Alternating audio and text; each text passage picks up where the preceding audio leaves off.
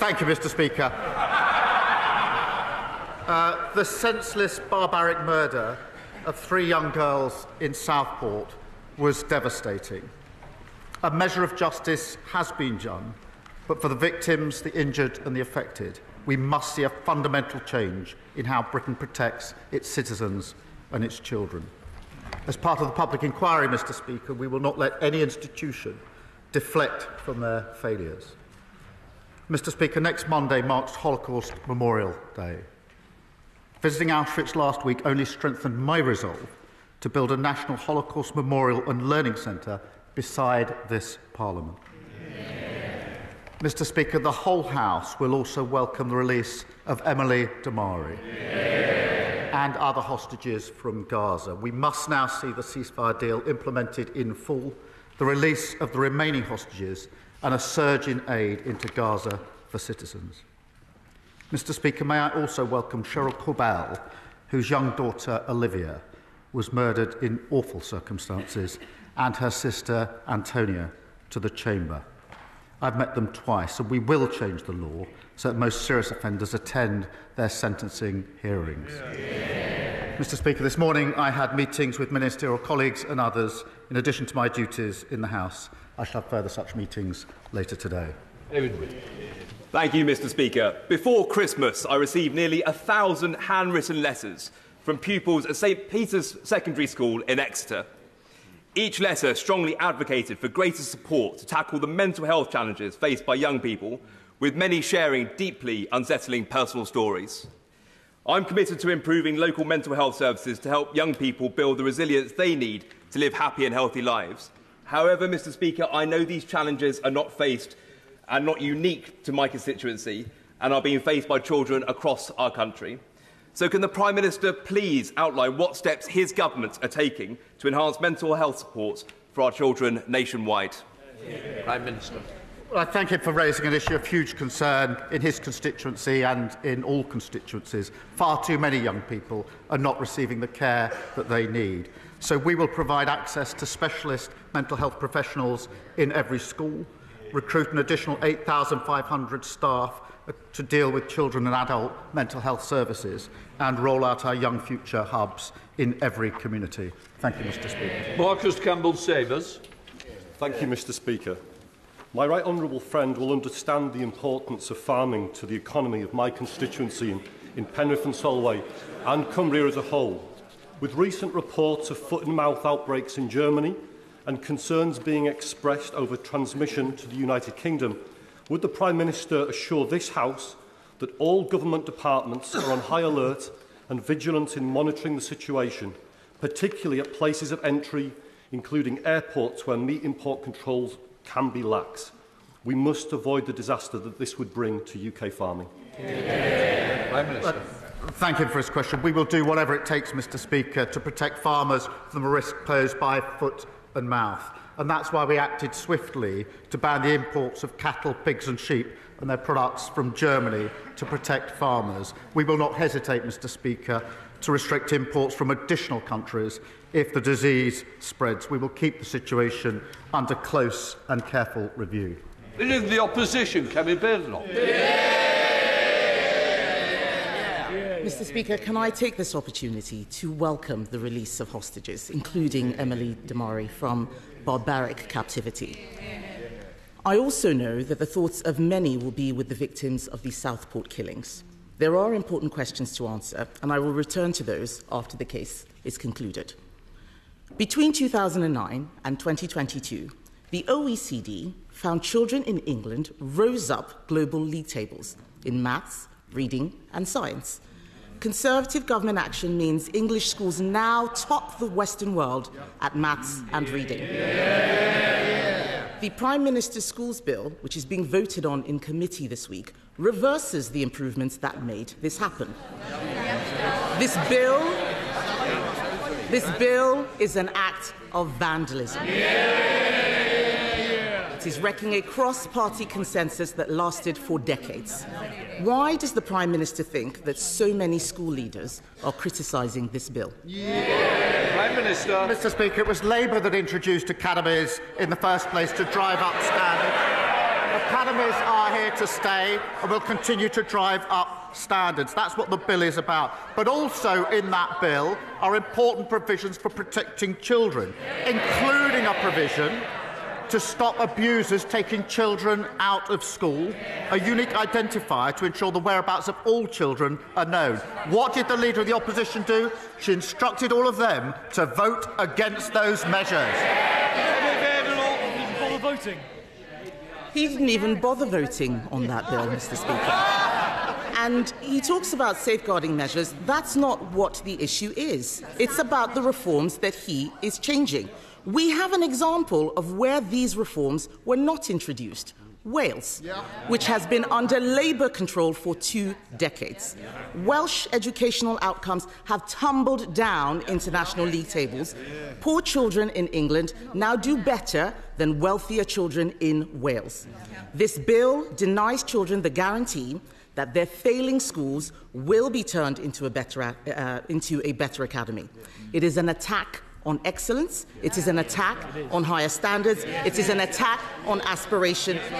This bill is the worst of socialism, Mr. Speaker, and isn't it deprived children in England who will pay the price? Mr. Speaker, as I said, we introduced academies, we're committed to them, we're driving standards up. But this bill is important because it also sets up breakfast clubs for the very children that she claims to champion. It limits the expense of school uniform and it puts in place vital protections for children. She has to answer the question, why did she instruct all of them to vote against child protection measures? Mr. Speaker, the Prime Minister thinks that he can distract people from what is wrong with this bill. This is not about breakfast clubs and school uniforms. Teachers and parents will be horrified at just how bad this bill is. Even his own MPs may not realise it, but the bill will cut teachers' pay. It cuts pay for 20,000 teachers. His Education Secretary says there is not a ceiling for pay. They're all shaking their heads. They clearly haven't read the bill. She hasn't read the bill either. Because Clause 45 means teachers' pay will be capped. Did the Prime Minister know that the bill, as it stands, will cut teachers' pay? Mr. Speaker, we do need flexibility in our schools. And if she'd hopped off social media for a while, she would have seen the amendment that was put down this morning to achieve that end. But she says this bill is not about child protection.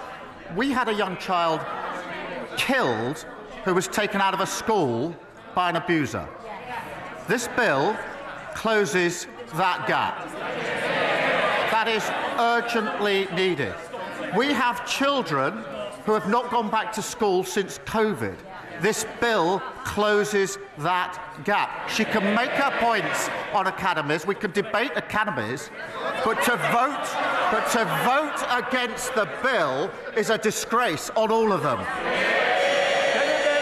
This is nonsense, Mr. Speaker, and the amendment he's talking about does not address this issue. He raises academies. That's exactly what I'm talking about. Like every other parent, I believe all our children should have the best teachers. Apart from cutting their pay, listen to what the head of Year 11, Mr. Speaker, at Michaela, the head of Year 11 at Michaela, the most successful school in the country, came from the armed forces. The headmistress says that with Labour's new rules, she would never have been able to hire him. Those are the academy freedoms I'm talking about. This bill would have blocked that veteran from teaching. The bill implies that doctors are not sufficiently qualified to teach biology, that Olympic medalists can't teach PE. Why is the Prime Minister closing down routes into teaching when we should be opening up more? She knows that's not right. No, it's not. Look at the provisions in the bill.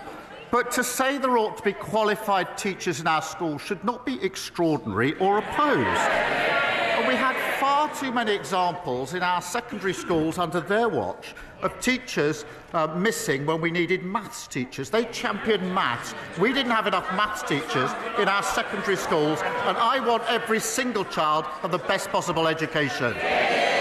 Kemi Badenoch. The facts speak for themselves. The standards went up under Conservative government. What we need to know is who is benefiting. Mr. Speaker, everyone is asking who is benefiting from these changes. It's not teachers. Their pay is being capped. It's not parents. Their choices are being restricted. It's definitely not children. Their outcomes will get worse. So who is benefiting? It's the trade unions. The National Education Union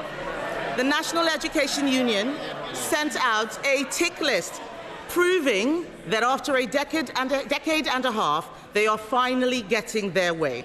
Why is the Education Secretary allowing trade unions to run her department and ruin children's education? The bill benefits the children who need the nourishment of a breakfast club. The bill benefits the families that can't afford uniforms. The bill benefits the children who are currently out of school and nobody knows where they are.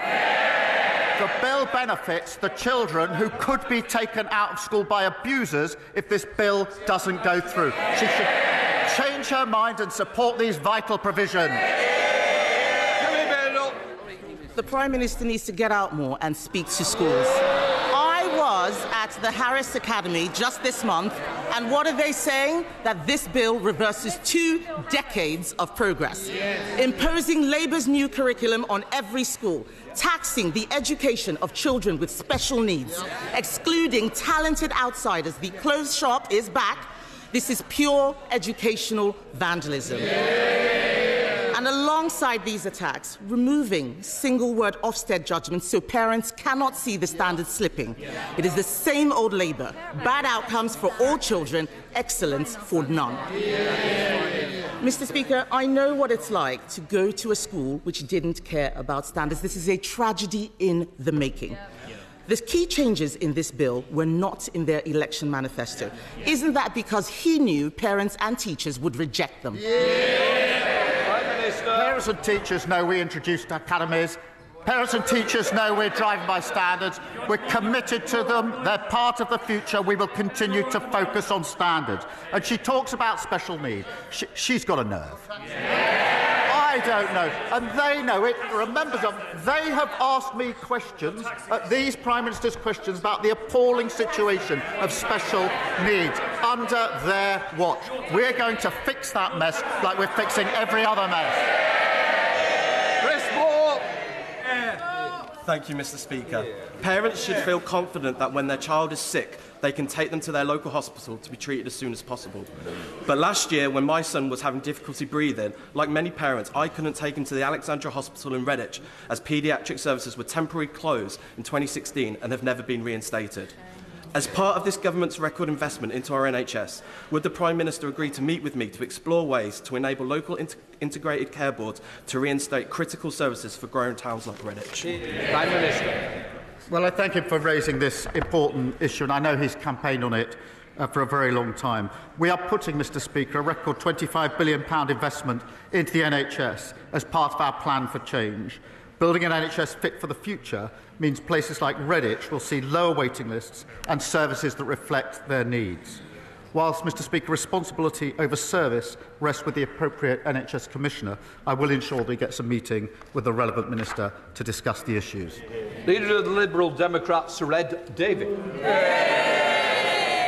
Thank you, Mr. Speaker. Can I echo the Prime Minister's opening remarks about the Southport killings and the Holocaust Memorial Day? Can I particularly join him in expressing our immense relief at the release of Emily Damari and celebrate the fact she's back with her mum, Mandy, and the rest of her family. Let's hope we get all the hostages released as soon as possible and the ceasefire turns into a lasting peace. Mr. Speaker, last week I urged the Prime Minister to speed up the Social Care Commission so we can get the changes people need implemented this year. The very next day it was announced that the chair of the Social Care Commission was also going to chair another important inquiry into grooming gangs. So the Prime Minister says that the job of chairing the Social Care Commission is so enormous that it's not possible to complete it within 3 years. Yet he also says that the chair of that commission, Baroness Casey, has got enough free time over the next few months to chair another inquiry. Can the Prime Minister explain how both these things can be true? Mr. Speaker, Baroness Casey is well placed to conduct the audit into grooming gangs, given her hard-hitting report on exploitation in Rotherham. It does not, he raises the issue, it does not affect her work on the Independent Commission on Adult Social Care, which begins in April. But as he knows, that report, the first part of that report, will report next year, so we can deliver recommendations as we receive them. And he knows that already we're introducing fair pay agreements, providing more money for the social care funding and putting up the allowance. So we're already taking steps. There'll be a two-part report. We will act on the recommendations as they arrive, but this needs to be done properly. Sir Ed Davey. I still don't think the Prime Minister is making social care reform the priority that it needs. It's urgent. And so I'm going to keep coming back to this and holding to account. But, Mr. Speaker, turning now to the United States, can the Prime Minister guarantee that he will not sell out Britain's fantastic farmers to Donald Trump in a trade deal that undermines our high food and animal welfare standards in the way that the Conservatives sold them out in the Australia and New Zealand deals? Prime Minister. Mr. Speaker, we will work with the US, we will work with other countries, but we will never lower our standards.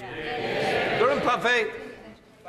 Speaker, thousands of my constituents across Southampton Itchen have had to put up with years of misery because of unsafe fire protection in their own homes, developers dragging their feet and leaseholders having to foot the bill for mistakes they didn't make.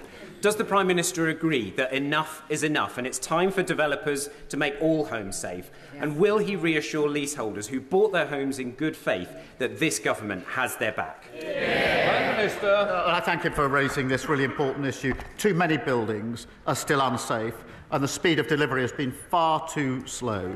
Our action plan sets out measures to identify buildings at risk and fix them faster. And my message, Mr. Speaker, is clear. The funding is there to fix this, and there's no excuse not to deliver for residents. Adrian Ramsey. Thank you, Mr. Speaker.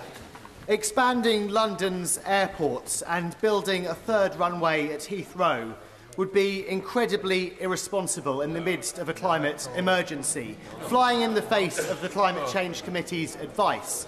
The Prime Minister clearly knows this because he and 7 Cabinet colleagues voted against a third runway at Heathrow in 2018. So can the Prime Minister confirm what is his position now? Prime Minister. Mr. Speaker, I'm not going to comment on speculation. He knows that we are, as a government, we are committed to growth, we're committed to the aviation sector and to our climate obligations. But I'm not going to take lectures from those who talk about climate change but oppose vital renewable infrastructure in their own constituency. Willstone. Build some solar farms.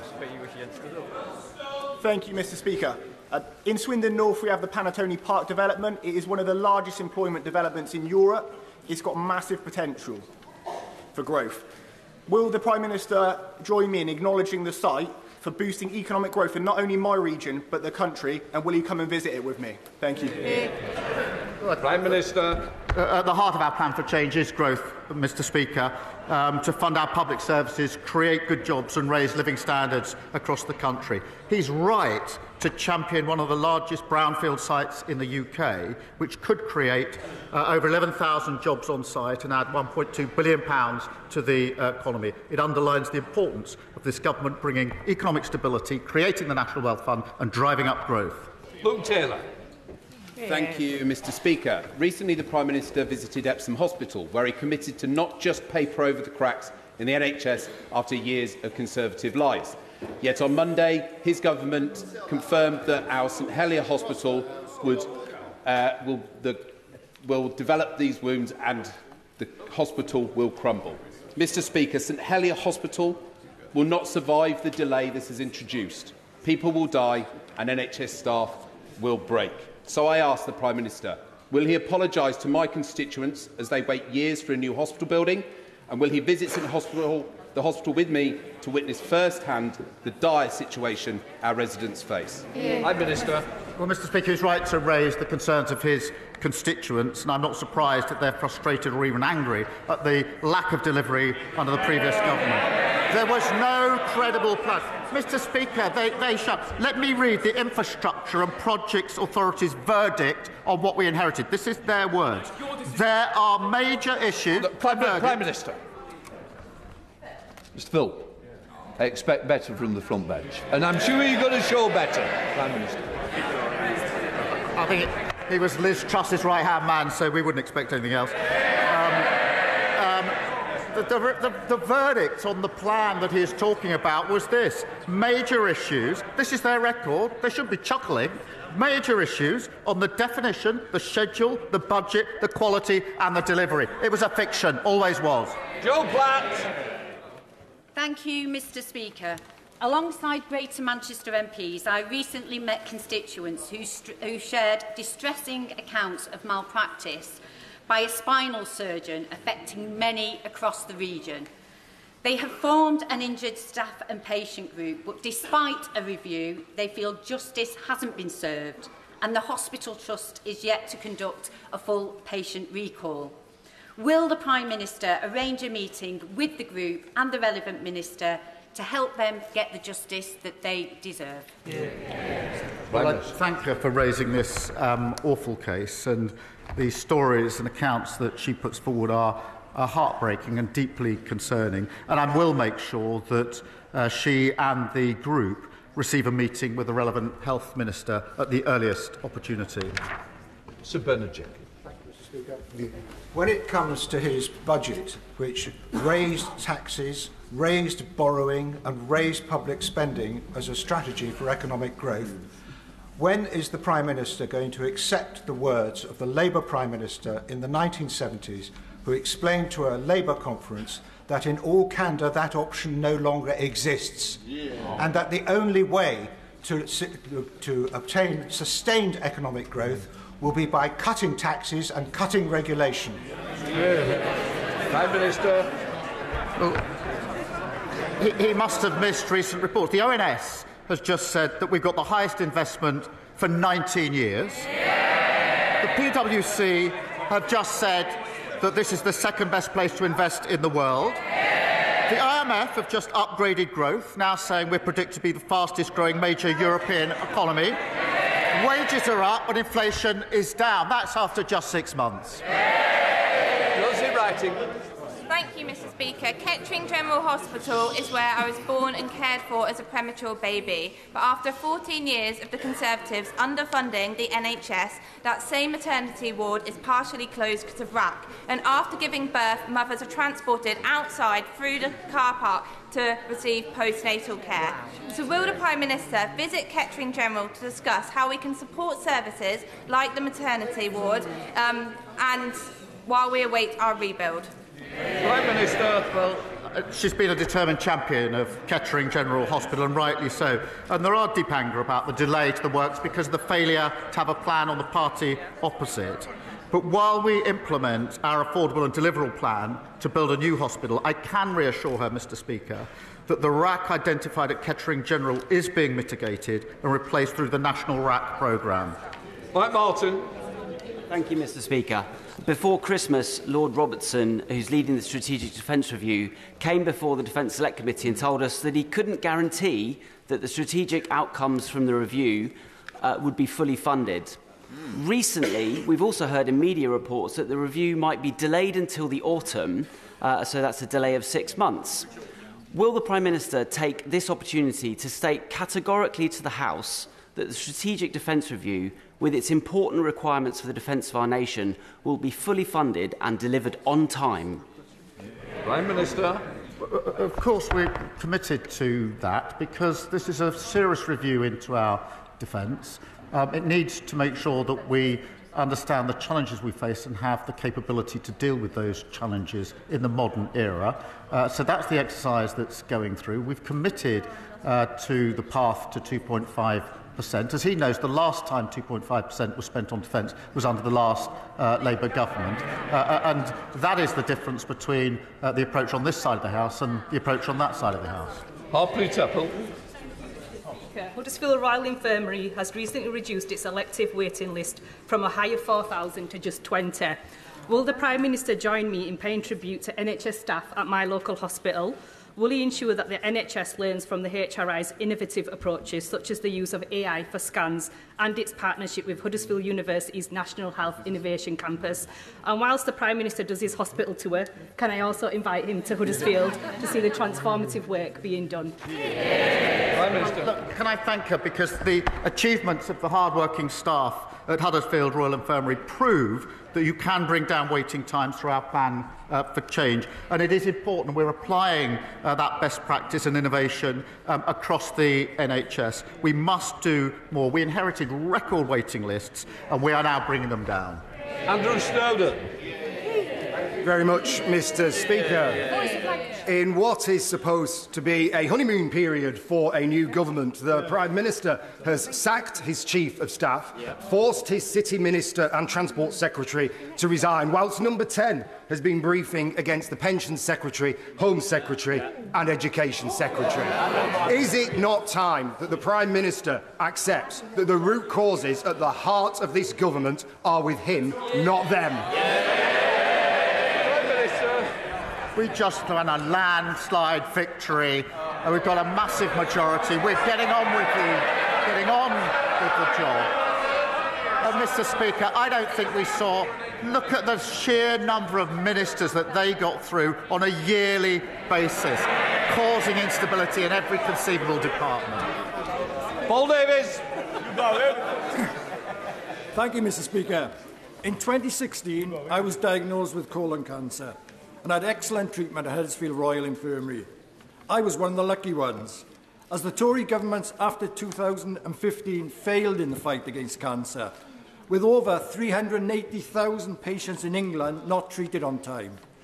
What assurance can the Prime Minister offer Colne Valley residents that the reforms and extra investment he's announced will address this issue? Prime Minister. Well, can I start by wishing him a speedy recovery from his recent treatment and thank the doctors and nurses who treated him. Under the previous government, there was no progress made in diagnosing cancer at stage 1 and 2 between 2013 and 2021. That is an appalling inheritance. We are spending £1.5 billion on new surgical hubs and diagnostic scanners to ensure cancer patients get the care that they need. Thank you. Mr. Speaker, eating disorders are the mental health disorder with the highest mortality rate. We have 1.2 million sufferers at least. Some are being told that they are now too ill to be treated, yet eating disorders are entirely treatable.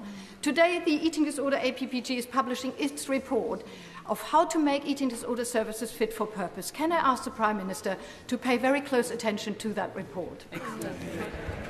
Prime Minister. Can I start by recognising her dedicated work and campaigning on this issue for many years. NHS England is expanding eating disorder treatment services, including crisis care and intensive home treatment. And as she knows, the Online Safety Act will prevent children from encountering harmful product content that promotes eating disorders to services. And we will look very carefully, obviously, at the report that is being published and consider its recommendations. Sarah Owen. Thank you, Mr. Speaker. In the past few days, Luton has suffered 2 stabbings, as well as 1 woman murdered, another seriously injured, and a manhunt is currently underway for the suspect. This January alone, there has been at least 12 recorded violent offences in Luton. After decades of being funded as a rural police force, Bedfordshire has had to make do with special grants to tackle serious and violent crime. Does the Prime Minister agree that proper police funding is essential for keeping people in Luton North safe? And will he ensure Bedfordshire Police receive the grants we need to fight crime on our streets? Well, I thank you for raising this case, and she and I have met far too many families devastated by this senseless violence. We are taking urgent action to ban zombie-style knives and regulating the online sale of knives. It is unacceptable that these murder weapons can be bought with 2 clicks. Technology is there to stop it, and we're going to take action. And on the resources, we're putting an additional 13,000 police into neighbourhood roles and allocating £85 million to Bedfordshire Police in funding to keep her constituents safe. Iqbal Mohammed.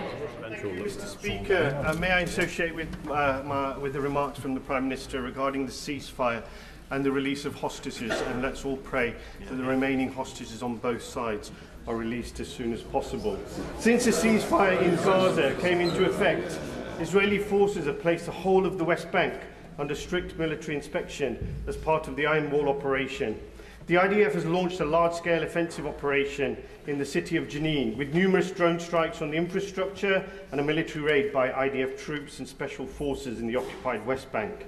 At least 9 people have been killed by Israeli forces and 40 people injured, including several healthcare workers. What steps is the government taking to urgently protect Palestinians, including healthcare workers, and to prevent atrocities in the West Bank? And will he outline the UK's response to the ICJ advisory opinion on Israel's unlawful occupation? Minister. I'm deeply concerned by what's happening in the West Bank, and we've raised it a number of times in the various exchanges that we've had, but I am deeply concerned about it, and we're doing everything we can to alleviate the situation. Sarah Edwards. Thank you, Mr. Speaker. Tamworth Castle, boasting 1,000 years of history, was recently added to the Heritage at Risk Register following my campaign about its future. Despite needing repairs, it provides a unique and valuable learning environment, welcoming both the public and schools to learn about Tamworth's rich history. Will the Prime Minister come and visit Tamworth Castle to see how an 11th century castle is providing 21st century learning opportunities whilst promoting local heritage? Prime Minister. Can I thank you for a kind invitation? I particularly enjoyed Tamworth's recent FA Cup heroics against Tottenham, albeit they didn't quite win. Mr. Speaker, we are committed to protecting our most vulnerable heritage, and I know Historic England is working closely with Tamworth Borough Council to preserve this local treasure for future generations. It's particularly important to continue school visit programmes supporting our mission to get every child the best opportunities in life. Alison Bennett. Thank you, Mr. Speaker. Across England, there are 95,000 students who attend non-academised sixth form colleges. Of those colleges, 32 are currently on strike because the government didn't settle the funding for them back in last summer. I wonder, could the Prime Minister tell me whether he intended to create a 2-tier education system for sixth form students who are the victims of the COVID crisis? Prime Minister. We have put more money into colleges, and it's really for them to deal with these disputes, as she knows. Lee Ingham.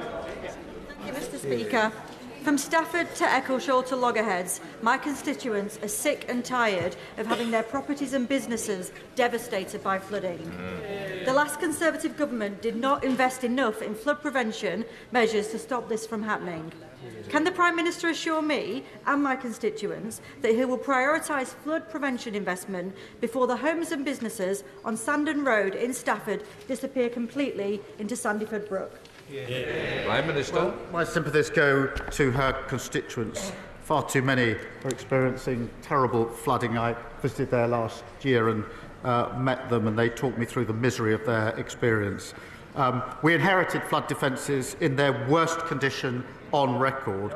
We are now investing £2.4 million in flood defences to better protect communities, and committed £60 million to support farmers impacted by the extreme weather. Rebecca Smith. Thank you. 2-year mortgages have hit 5%. Borrowing is billions above forecast. Retail sales have slumped.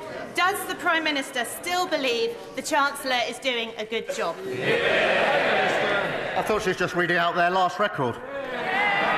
Final question, Matt Turmin. Thank you, Mr. Speaker. Excuse me.